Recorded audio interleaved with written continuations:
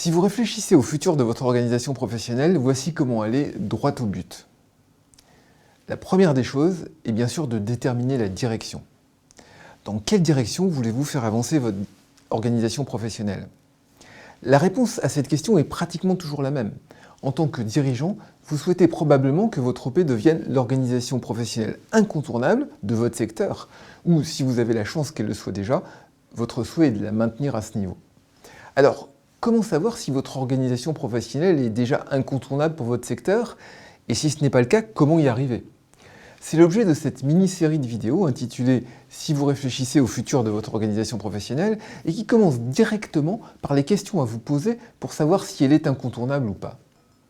Nous avons compilé un grand nombre d'informations que nous avons accumulées depuis des années en observant nos clients et sur ce qui se passe à l'étranger dans le monde des OP. Et nous sommes aujourd'hui persuadés que les critères de succès des organisations professionnelles peuvent se représenter sur deux axes. L'axe principal est celui de la valeur ajoutée perçue par les professionnels de votre secteur, que ce soit vos adhérents existants ou vos adhérents potentiels.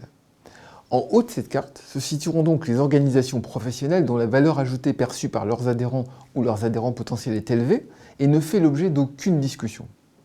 En bas de cette carte se situeront les organisations professionnelles dont la valeur ajoutée perçue par leurs adhérents est ou commence à être remise en cause. Le second axe est celui de la représentativité de votre organisation professionnelle.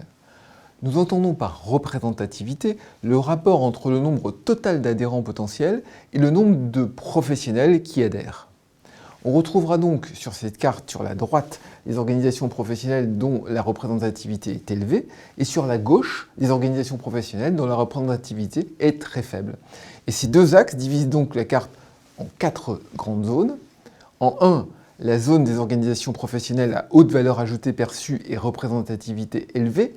Elle regroupe les organisations professionnelles incontournables.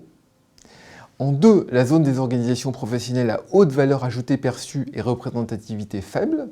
Elle regroupe les organisations professionnelles challengers. En 3, la zone des organisations professionnelles à faible valeur ajoutée perçue et représentativité élevée. Elle regroupe les organisations professionnelles en déclin imminent. Et en 4, la zone des organisations professionnelles à faible valeur ajoutée perçue et représentativité faible, elle regroupe les organisations professionnelles en danger. Il y a également une zone au centre spécial qui regroupe ce que nous appelons les organisations professionnelles vitrines. Ce sont des organisations professionnelles qui existent parce qu'il faut bien une entité représentant la profession, mais dont leur seule mission est d'exister. Et il existe un certain nombre de raisons pour lesquelles ces organisations professionnelles existent sans autre mission que cela.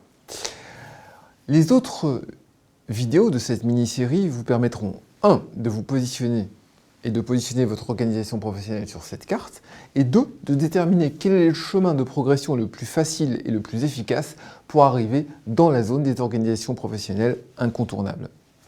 Si vous réfléchissez au futur de votre organisation professionnelle, posez-nous votre question ci-dessous. À bientôt.